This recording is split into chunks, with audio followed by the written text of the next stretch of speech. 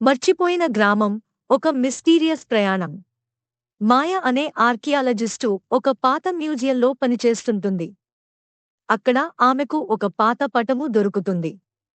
ఆ పటంపై ప్రతిధ్వనుల గ్రామంలో నిజం దాగి ఉంది అని వ్రాసి ఉంటుంది.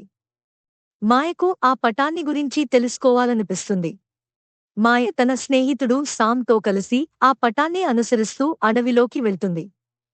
వారు అడవిలో లోతుగా వెళ్తుండగా అక్కడి వాతావరణం చాలా భయానకంగా మారుతుంది. పక్షులుగాని, ఇతర శబ్దాలుగాని వినిపించవు. కొన్ని రోజుల తర్వాత వారు ఒక పాత గ్రామానికి చేరుకుంటారు. గ్రామం పూర్తిగా పాడైపోయి, పొదలు పెరిగి పొగమంచుతో కప్పబడి ఉంటుంది.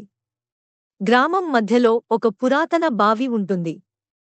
ఆ బావి చుట్టూ పటంలో కనిపించిన గుర్తులాంటివి ఉంటాయి. ఒక పాడుబడిన ఇంట్లో మాయ ఒక పాత డైరీ కనుగొంటుంది. ఆ డైరీలో ఎలియాస్ అనే వ్యక్తి ఈ గ్రామం శాపం గురించి వ్రాసి ఉంటాడు. బావిలో ఒక శక్తి ఉంది. దానిని తగువుగా వినియోగించాలి. లేదంటే శాపం పడుతుంది అని డైరీలో రాసి ఉంటుంది. గ్రామంలో వింత సంఘటనలు మొదలవుతాయి. ఇళ్లలో ఎక్కడోంచి నిశ్శబ్దపు పదాలు వినిపిస్తాయి.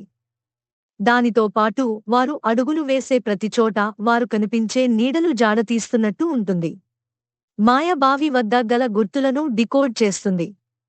ఆ బావిలో ఒక వింత ఆభరణం, ఆర్బ్, దాగి ఉంటుంది. అది గ్రామం శాపానికి మూలం అని ఆమె తెలుసుకుంటుంది.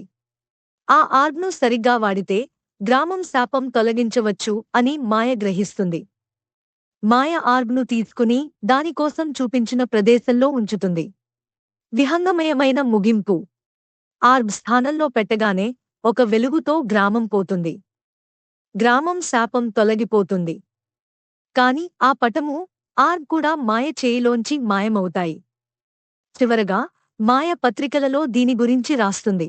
కాని ఈ కథ నిజమా కాదా అనేది ఒక మిస్టరీగానే మిగిలిపోతుంది. మోరల్: ఈ కథ మనకు ప్రాచీన విషయం తెలుసుకోవడంలో జాగ్రత్త అవసరం అని చెప్పే సందేశాన్ని ఇస్తుంది.